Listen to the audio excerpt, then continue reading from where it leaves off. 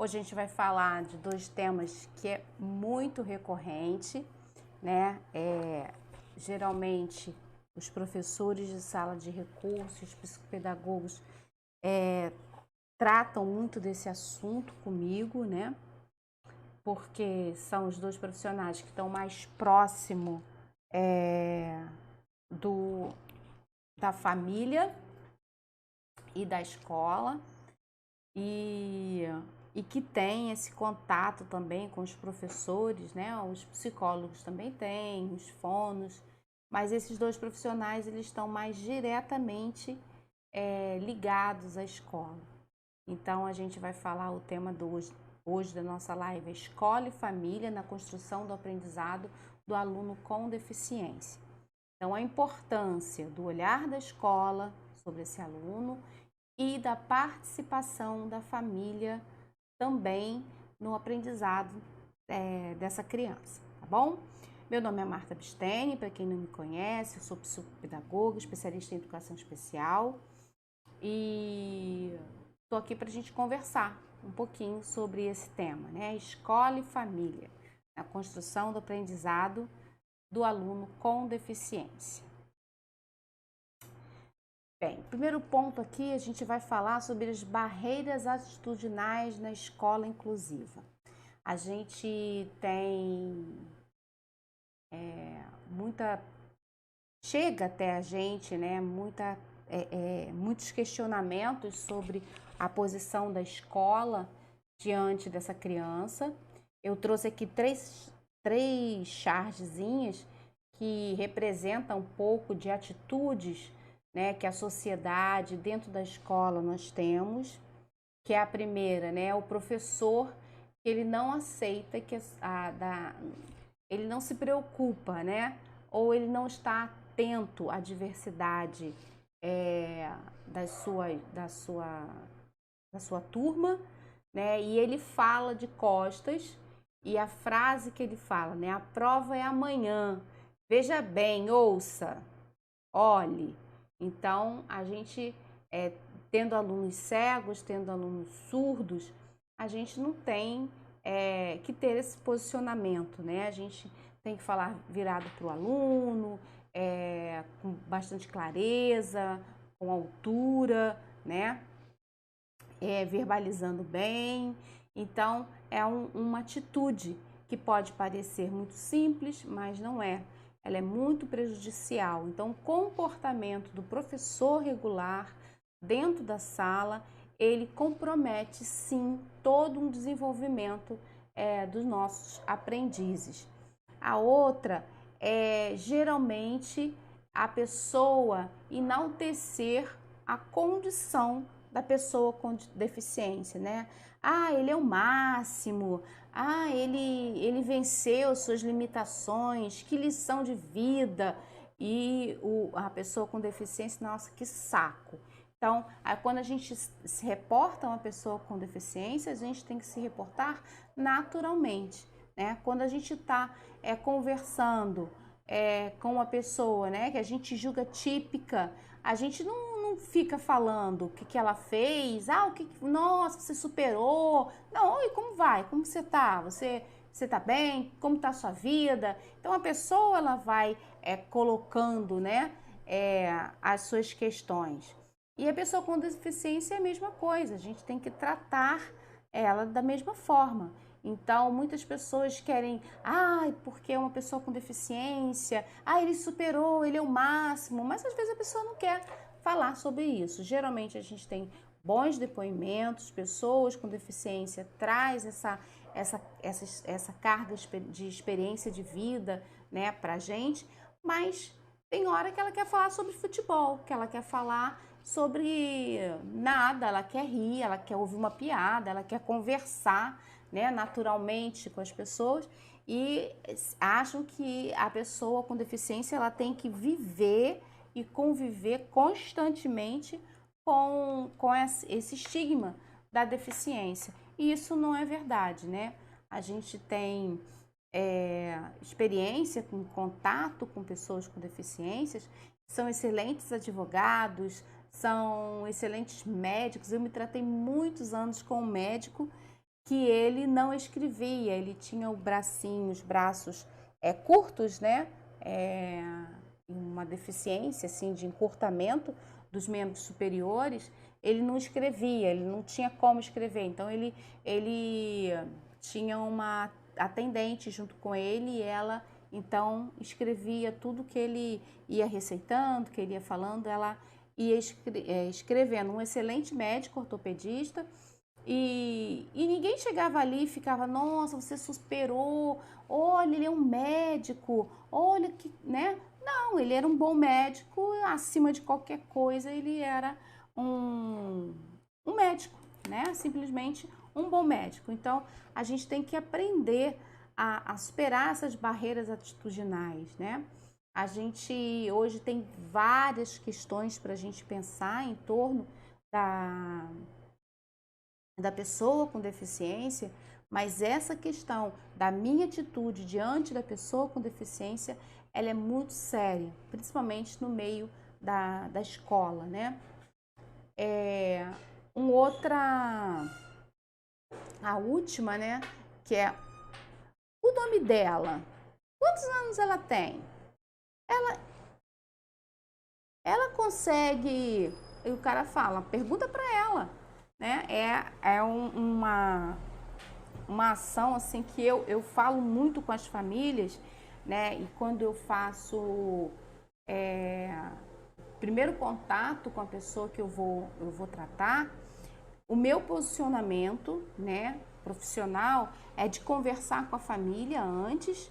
Eu falar, olha, na sessão seguinte, né, geralmente tem aquela primeira sessão onde a pessoa te procura, né, olha, eu queria trazer meu filho aqui, ou então te liga. Tudo bem, você pode trazer seu filho, então eu relato a ela como será a primeira consulta. Eu tenho essa prática, né, de relatar para os pais ou para os responsáveis como vai ser a minha primeira consulta. Olha, eu não vou fazer anamnese na primeira consulta, eu vou conversar com a criança. E eu quero saber da criança o que ela, qual é a visão que ela tem dela. Eu quero entender o que ela pensa dela. Por mais comprometida que a criança seja, por mais difícil que seja essa comunicação, eu gosto muito de ter esse primeiro momento com as pessoas que eu atendo, né? Com os pacientes mesmo, direto com ele. Então, eu explico os pais e eu vou fazer algumas perguntas que provavelmente pode até mexer um pouquinho com eles, mas a gente tem toda uma técnica para fazer isso, né? O que você sente de dificuldade? Você sabe o que você está fazendo aqui? Por que você veio aqui me procurar? Por que sua mãe me procurou? Esses questionamentos é importante a gente saber antes, né? E a gente saber da pessoa, qual o seu nome, qual a sua idade, o que você quer da vida, você gosta de quê? Então, você se reportar à criança em primeiro lugar, né? Ao seu paciente ou aquela pessoa que você está atendendo. Então, isso é quebrar algumas barreiras, né? Aqui no Brasil, a gente não tem muita prática de conscientizar as crianças. Eu estou falando criança porque quando chega em fase adulta, ele já formou uma certa leitura de si mesmo, né? Mas geralmente as crianças se fala da deficiência um pouco escondido, ele tá aqui. E desde que um aluno me perguntou, tia, eu não sei o que eu tô fazendo aqui, eu não vejo que eu seja diferente de ninguém, eu não sou doente. Então, a criança entende que a ida a um consultório é só porque ela é doente, né? Então, ele vai a um consultório de quê? Ele vai no consultório de um médico, né? Então, eu não tô doente para estar aqui com você. Não, mas você não tá doente, então você vai ter que explicar a essa criança. Então, quando eu recebo a criança no meu consultório, eu gosto de indagar, fazer algumas indagações, eu gosto de conversar direto com essa criança, antes de fazer a anamnese. Antes de qualquer coisa, eu gosto de acolher essa criança e gosto de entender o que ela sabe sobre ela. Isso é muito importante, é um ponto de partida muito importante na terapia. Que norteia todo o meu trabalho, porque a partir do momento que eu sei o que a criança entende sobre si, eu vou compreender a anamnese também do pai melhor, né? E quando a gente tem esse primeiro contato com os pais, a gente vai falar um pouquinho disso adiante, a anamnese fica um pouco mais verdadeira, tá? Porque tem pais que podem omitir ou falar coisas que não é a realidade, né? Então é importante que a gente tenha esse olhar da criança antes da gente fazer a anamnese. Um outro ponto que a gente tem que pensar também nessa relação escola e família é a educação especial não é um campo de guerra, né? A gente tem que entender que a educação especial ela é um trabalho colaborativo. A gente vai falar nesse tema mais específico, né? A partir do momento que eu faço um planejamento, que eu tenho eu vou pensar como trabalhar com essa criança, eu vou pensar na organização do meu consultório, eu vou pensar na organização da minha sala de recursos. Isso tudo a gente não faz sozinho, né? A gente tem que fazer em conjunto, a gente tem que fazer através de um trabalho colaborativo. E aí é importante que a gente entenda que o espaço escolar, ele não é um campo de guerra, que fica a criança no meio, né? O pai de um lado, a mãe de outro, às vezes, né? Se o pai e a mãe é separado, a escola, o professor, o professor de recursos, os terapeutas. Então a criança fica ali naquele meio ali, desnorteada, né? Sem saber bem como se comportar, a quem vai ouvir. Né? Então é importante que a gente tenha uma linha de atendimento, é importante que a escola compreenda a deficiência daquela criança, compreenda as adaptações que serão necessárias, as flexibilizações, né? O tempo dessa criança e principalmente que ela acolha essa família.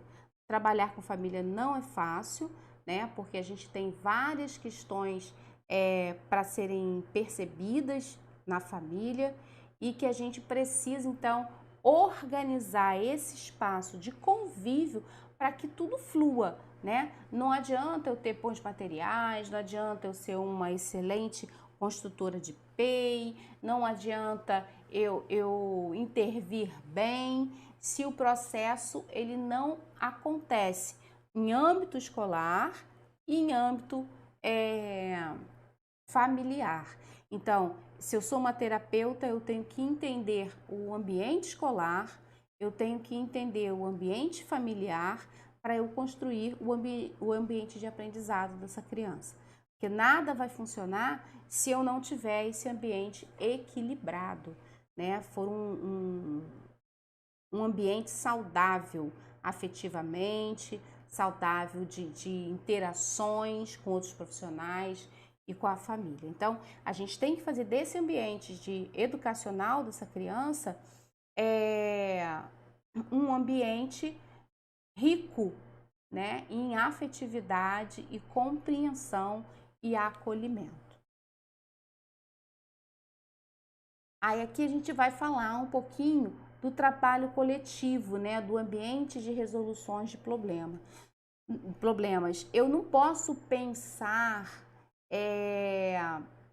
no meu ambiente saudável se eu não pensar num trabalho coletivo, né? A gente vem aí fazendo algumas lives, algumas pessoas estão acompanhando a gente desde o começo e nós falamos aí no momento de pedir ajuda, né?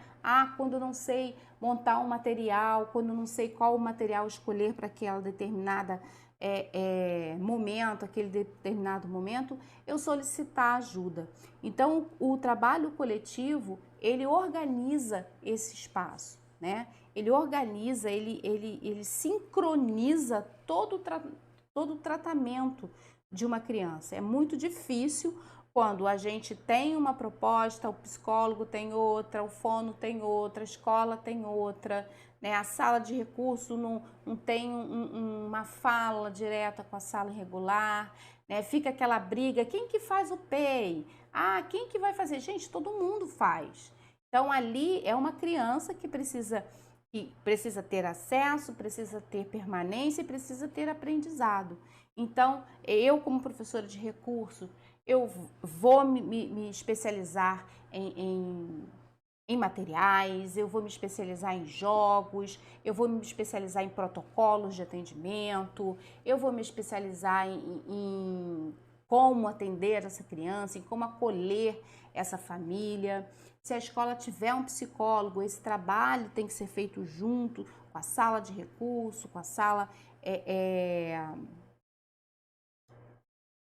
regular, com a equipe que vem a ter na escola de psicólogo, de fono. Isso tudo é muito importante. O pai tem que compreender quem são esses profissionais, ele tem que compreender o que esses profissionais vão realizar com seus filhos.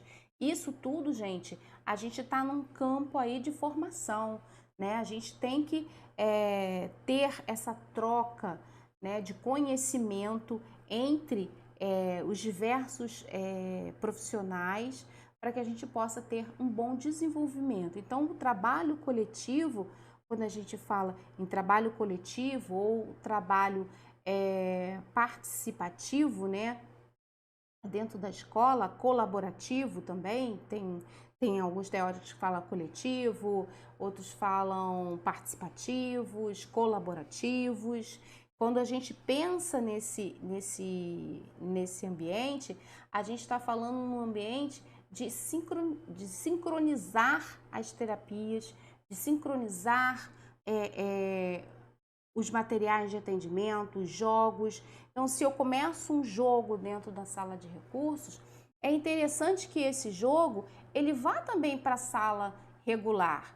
Se eu tenho um material estruturado, esse material estruturado ele tem que sair da sala de recurso, ir para a sala regular, ir para casa, né? A mãe tem que conhecer, tem que saber o que está acontecendo com a criança.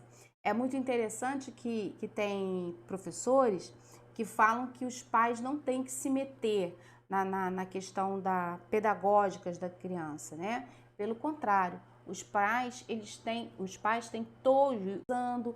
Ela mesmo me pede o material, me pede indicação onde comprar esse material. Então, se for um dos meus materiais, ela quer comprar um dos meus materiais. Se for um jogo, né, estruturado,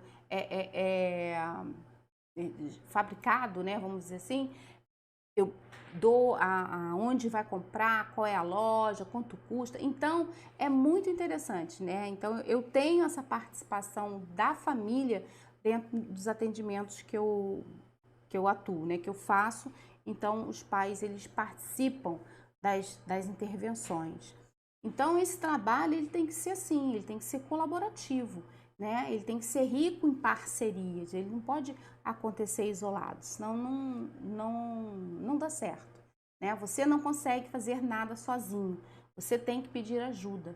Desde lá, de uma montagem de um material estruturado, da escolha de um material, de um jogo, né? Ou da atuação, né? A gente precisa de uma supervisão, tem isso também, é muito importante.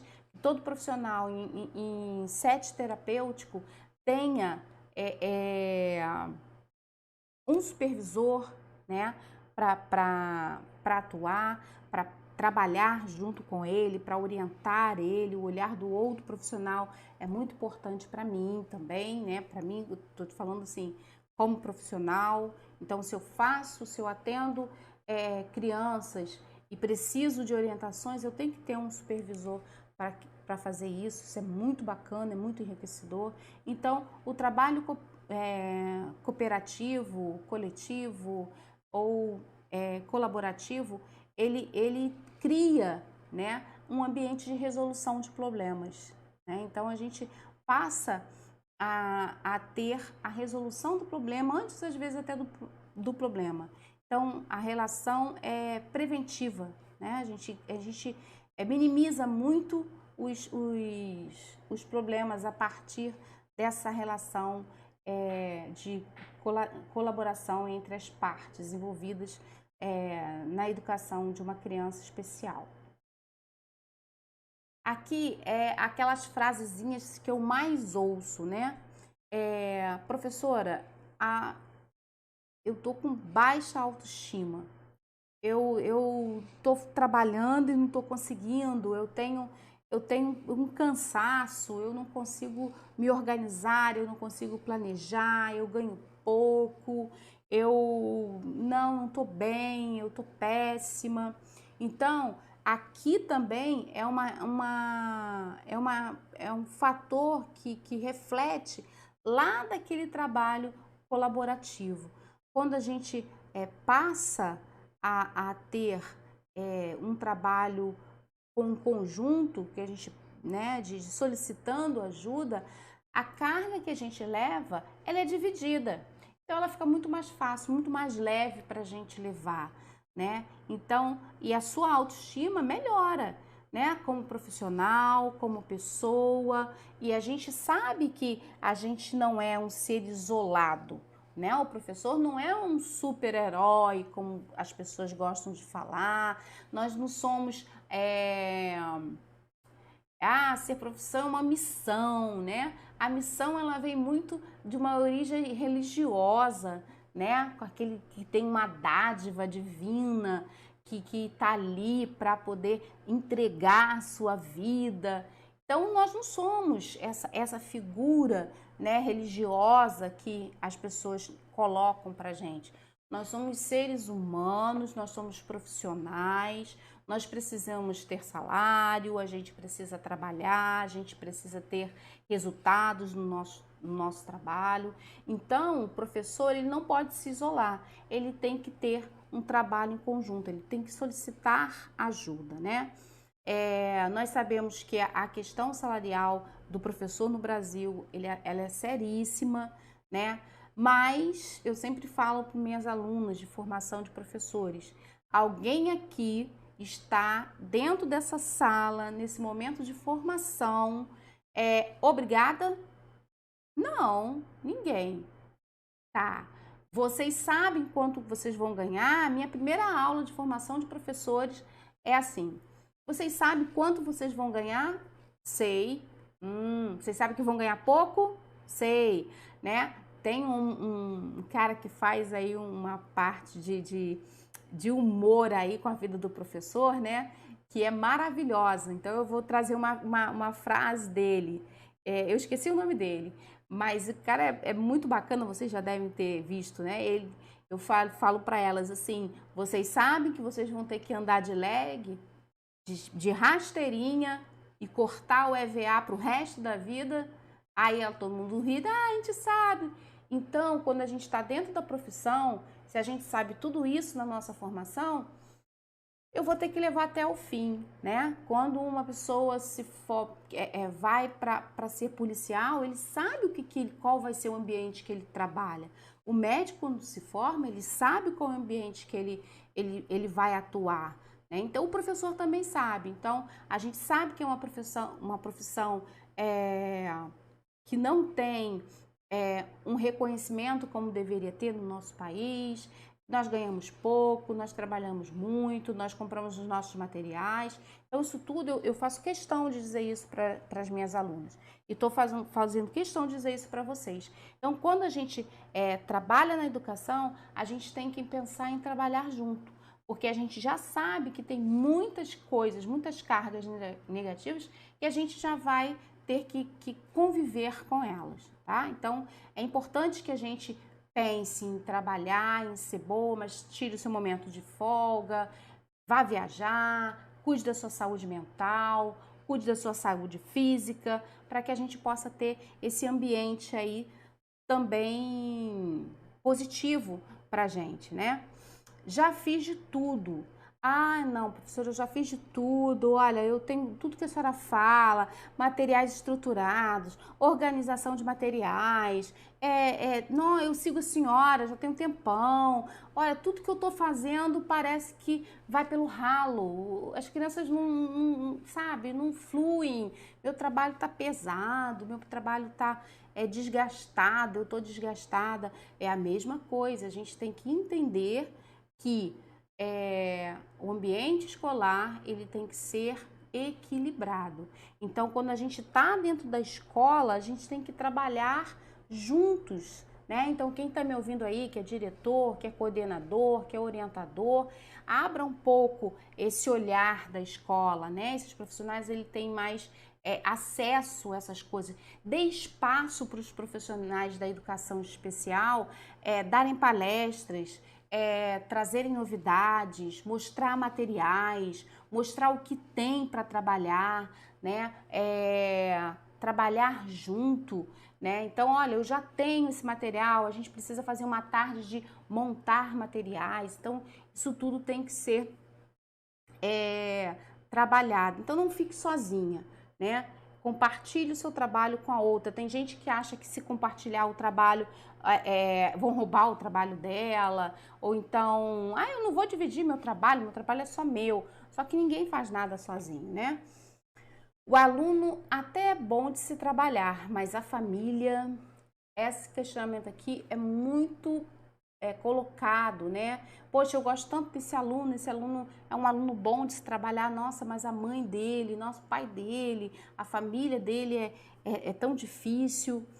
Gente, a gente tem um olhar muito romântico sobre família de pessoas com deficiência. Todo mundo sabe que a inclusão, né, a luta pela inclusão, ela vem muito da questão da família, né?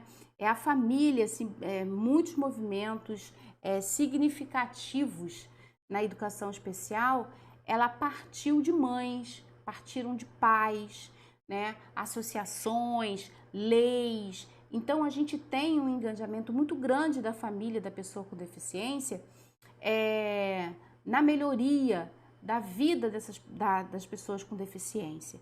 Mas a gente não pode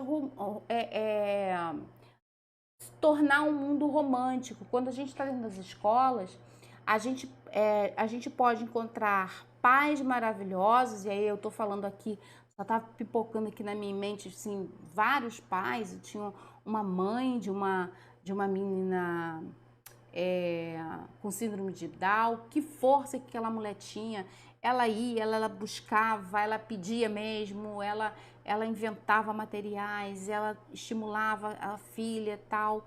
Já tinha uma outra mãe que era uma mãe muito difícil, que a gente tinha que estar sempre convocando o conselho tutelar, que a gente via que a criança era maltratada, que a gente às vezes tinha que ir à delegacia, que a gente tinha que ir para o Ministério Público, que a gente tinha que estar ali perto daquela criança para ver o que é, né? Como que aquela criança estava sendo tratada. Então, quando a gente trabalha dentro da escola e a gente pensa em família, a gente pensa num padrão familiar. E a gente não tem esse padrão, né? Nós temos aí vários arranjos familiares, nós temos desconstituições familiares, o pai está preso, a mãe está presa, o pai está envolvido com droga, né? A criança é criada pela avó. Tinha um menino que eu gostava muito dele, era um aluno assim né, que às vezes a gente tem assim uma ligação mais forte, né, com uma criança.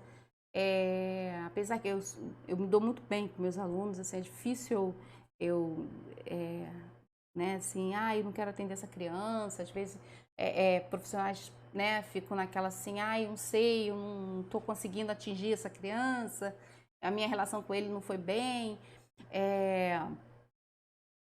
Então, essa criança, eu tinha assim, muita empatia com ela, tinha muito envolvimento com ela. Ela era uma criança muito difícil, muitíssimo difícil.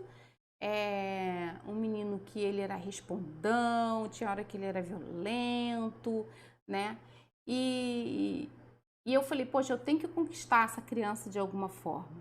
Então comecei a chamar a família não vinha, e era uma cidade muito pequena, um lugar afastado de rural, né?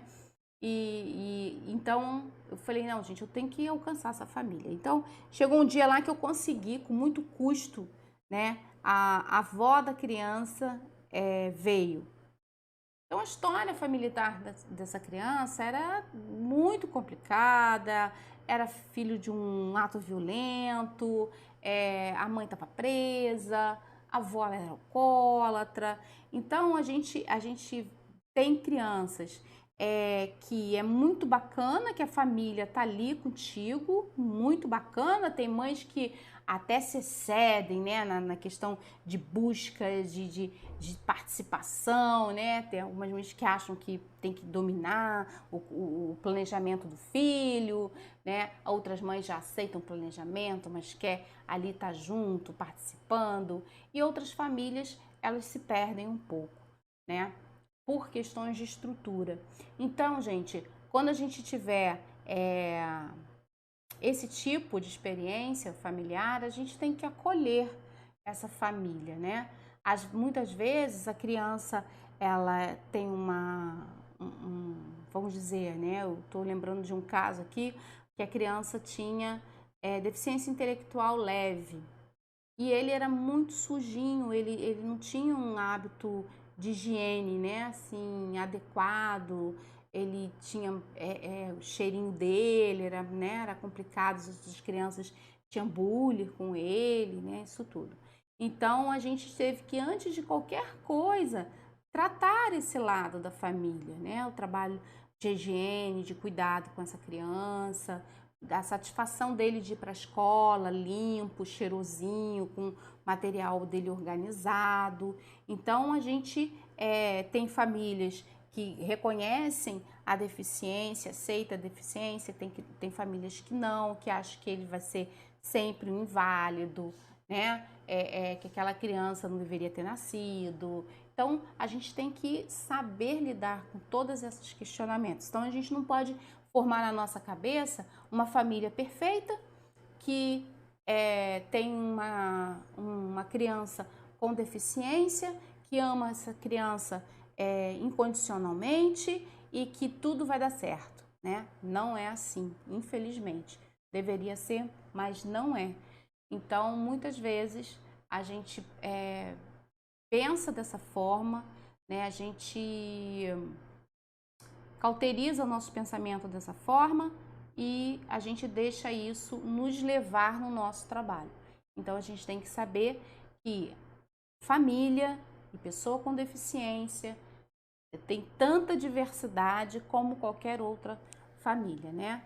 A gente tem a ideia da mãe especial, do filho especial, né? Da criança especial, como sendo a criança, o anjo, né?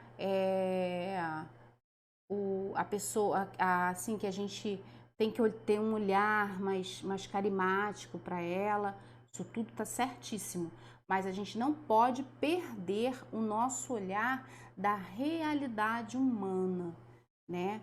Então, uma criança, ela pode ser deficiente, mas ela pode ser muito difícil, ela pode ter uma personalidade muito difícil, que você vai ter que tratar, que você vai ter que cuidar. Essa criança, ela pode estar sobre um ambiente de violência, de maus tratos, de abuso sexual. Então a gente tem que ter todo esse olhar. A gente não pode romantizar o nosso olhar como profissional sobre essas crianças e sobre essas famílias, tá bom?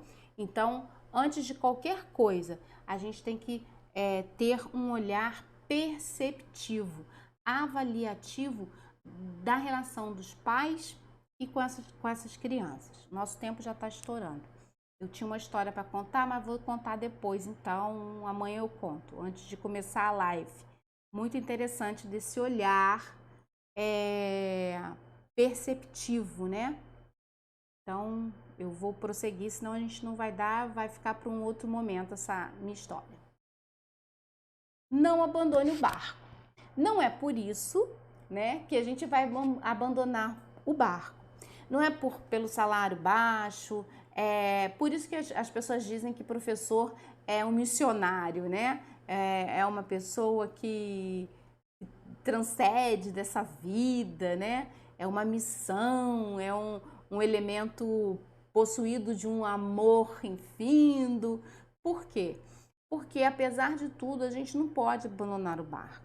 A gente tem que estar ali, né? A gente tem que pensar na qualidade do nosso trabalho, a gente tem que pensar na qualificação do nosso trabalho, a gente tem que pensar na produtividade do nosso trabalho. E a gente tem que pensar também no lado humanitário dessa nossa profissão, né? Muitas vezes a gente consegue não só cuidar da criança, mas a gente consegue também transformar o ambiente que essa criança está a partir de uma intervenção com a família, de uma intervenção com a escola. Então, a importância do olhar da escola inclusiva, né? Isso é importante que a gente perceba. Então, apesar do barco aí estar quase virando, não deixe de remar. Se ajeita no barco e vamos continuar, tá? Porque é a nossa profissão, é o que nós escolhemos. Então, a gente não pode deixar o barco virar. A gente tem que sim se qualificar, a gente tem que aprender, a gente tem que estar preparado para um bom atendimento. E outra coisa, às vezes a gente tende, né, nosso lado humano, tende essa criança aqui, eu gosto dessa criança, eu vou atender essa criança. Aí a gente prepara um super atendimento para aquela criança. E aquela criança que às vezes tem alguns impedimentos, às vezes a gente não tem tanta ligação com essa criança, a gente tende a atender diferente. Não, a gente tem que ser profissional e a gente tem que ter um olhar único, né? E não exclusivo, né? Porque a gente tem diversidades, então a gente tem que aceitar essas diversidades, a gente tem que se preparar para receber essas diversas, né? Essa diversidade aí de comportamento, de higiene, de clareza dos pais, de proteção dos pais para essas crianças. Escola, como que eu vou? Marta, você só disse aí problema. E agora, as soluções? Quais são as soluções para a gente? Então, vamos lá. Aqui eu achei muito interessante essa foto, que é a família de um lado e a escola de outro. E é interessante essa foto que a família não está puxando a criança para ela, nem a escola. A escola empurra a criança para a família empurra a criança para a escola. Então, como que a gente vai melhorar, né? Como que a gente pode intervir nesse momento? Na escola, qualificação. Não há uma escola inclusiva sem qualificação. A gente tem que qualificar os profissionais, a gente tem que fazer um trabalho que pouca escola faz, que é da conscientização dos alunos para receber as crianças com deficiência, né? Criança, ela até um certo ponto, ela não consegue ver a diferença no outro. Algumas crianças conseguem, né? Mas na maioria das vezes as crianças não têm essa diferença aí, né? Eu tenho um braço, você tem dois, ou eu tenho dois, você só tem um. Eu enxergo, você não enxerga. Ela consegue absorver as diferenças melhor do que depois de uma certa idade.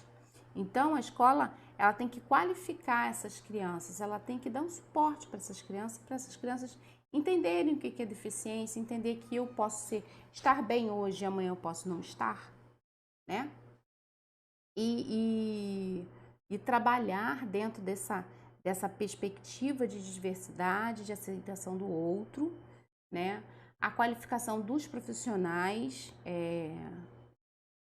regulares, muitos professores, a gente falou isso em algumas lives aqui, não aceita os materiais que a gente propõe, não quer saber de inovações, acha que não tem que ter adaptação, acha que não tem que se qualificar, acha que o outro, né, às vezes o outro tem um depoimento de uma participante do portal que eu achei muito interessante, que ela me contou, né? Foi muito rápido, foi uma abordagem muito rápida, mas ela colocou que quando ela entrou no portal, ela falou com as outras colegas, né? Toda feliz, que estava buscando conhecimento e, e ninguém se importou, ninguém deu valor àquilo ali. Então, muitas vezes, isso vai acontecer com você, mas em vez de desistir, em vez de largar o barco, não. Então, se eu estou me qualificando, eu quero qualificar minhas colegas também. Eu quero um dia de palestra, eu quero participar aí numa reunião pedagógica, eu quero falar da deficiência. Então, eu ia na secretaria e falava assim, né, na direção da minha escola, e falava assim, qual é o meu dia, qual reunião pedagógica é minha? Como assim? Não, eu quero uma reunião pedagógica, pelo menos uma vez por ano eu quero. E aí foi muito interessante que aquilo virou uma habitualidade e a gente tinha uma fala, não era uma fala extensa, mas era, poxa, a gente conseguia qualificar os nossos colegas. A família, o acolhimento, foi o que nós conversamos. Né? A gente tem que acolher a família. Muitas vezes a família empurra o filho para a escola porque ela não sabe lidar com essa criança. Né? Alguns pais são negligentes, sim, existe, com certeza. Deixa a criança lá, tinha criança que só ia comer novamente na segunda-feira, saía da escola, só ia comer na sexta-feira. Tinha criança que às vezes saía de lá, a gente trocava fralda, a criança que usava fralda, saía da escola. Quando voltava no outro dia, a gente via que aquela fralda ainda era do dia anterior, né? Então a criança saía, passava a noite com a fralda e voltava numa situação complicada com a mesma fralda que foi. Negligência. Então é muito importante que a gente acolha esses pais, que a gente faça um trabalho. Alguns são mais fáceis, outros são médios, outros são mais difíceis de se trabalhar, mas o acolhimento com os pais ele tem que ser feito. Bem, a gente trouxe aqui hoje como material para vocês uma atividade, né, da escola da rede que me chamou, tinha alguns questões de fralda que a gente precisava conversar com os pais, né? E uma dica, né, na questão do acolhimento dos pais e do trabalho da própria escola. Quando vocês forem trabalhar com a escola, né, nessas questões mais habituais, de não aceitação da pessoa com deficiência, do lidar com os pais das crianças que não são deficientes, né, são típicas, que é um outro grupo, né, de pessoas que a gente precisa alcançar com a questão da inclusão. E essas questões todas, né, de alimentação, de vestimenta da criança, de cuidado com a criança, de aceitação do filho, da superação da notícia, né, que a criança, que o seu filho, ele vai ter que passar por alguns processos que as outras crianças não passam. Então, isso tudo, quando a gente pensa em trabalhar isso tudo, a gente tem que trabalhar com muita cautela, né? Eu tenho uma estratégia de trabalhar isso, que é sempre falar com o coletivo. Eu nunca chamo um pai, então já participei de projetos que a gente teve muita dificuldade com os pais para poder conversar com os pais sobre a deficiência de seus filhos. E a gente fazia então encontros com todos os pais, porque a gente alcançava os pais que não tinham filhos com deficiência e a gente com os pais que tinham, né? E uma experiência muito bacana foi na creche, quando a gente precisaria falar com alguns pais, era um trabalho que não tinha ainda na rede, e falar com os pais que os filhos teriam que passar por avaliação. Então, o que nós fizemos? Nós fizemos uma reunião com os pais e falamos sobre desenvolvimento infantil. Então, os próprios pais, eles nos procuravam para poder, então, olha, você falou sobre isso aqui, ó, mas meu filho não tá fazendo isso aqui não e tal. Então, os próprios pais, então, vieram procurar a gente para que a gente fizesse, então, a avaliação dos seus filhos. Então, é uma estratégia bem bacana da gente alcançar aí os pais sem, né, trazer um trauma, uma, uma discórdia. Lembra lá do campo de, de de atuação, de campo de guerra, né? Sem provocar aí um conflito entre os pais. Bom, então, gente, esse que é óbvio, é um pinguinho de água, né? Uma gota de água no oceano aqui. A gente tem muito para falar. Cada tema desse tem vários desdobramentos. Mas a gente trouxe essa ideia aí porque a gente está falando em construção de materiais, em ambientes terapêuticos, em acervo, em coisas materiais, né? Que são importantes a gente ter. Mas a gente queria também que vocês entendessem que isso tudo não é só isso, né? A gente tem a parte humana também, que a gente precisa estar bem atenta a tudo isso, né? Tanto os pais que precisam de acolhimento por, por serem pais muito apegados aos seus filhos, e também aqueles pais que são negligentes, que são às vezes até violentos com seus filhos, ok? Então, esse foi o nosso tema de hoje. Espero que vocês tenham gostado. Amanhã nós estamos de volta, tá? Deixa eu só perguntar aqui como ficou a senha. Não vai ter senha. Tem a paz. O nosso material, a senha do nosso material para vocês baixarem é paz, tudo em minúscula, tá bom? Então, gente, até amanhã, obrigado aí. Eu não tenho acesso, eu gosto muito de conversar com vocês, eu não tenho acesso aqui, né, na nossa estrutura aqui, eu não tenho acesso a vocês, a conversa com vocês, tá bom? Mas depois eu leio e vou respondendo aí conforme a necessidade aqui, né, a ideia, a gente vai respondendo e trazendo também essas questões aí nas outras lives, tá bom? Então, até amanhã. Obrigada pela participação de todos e acompanhe a gente aí nas redes sociais, vai lá no YouTube, no Insta, no Telegram e no Facebook e participa aí das nossas redes sociais, tá bom? Até mais!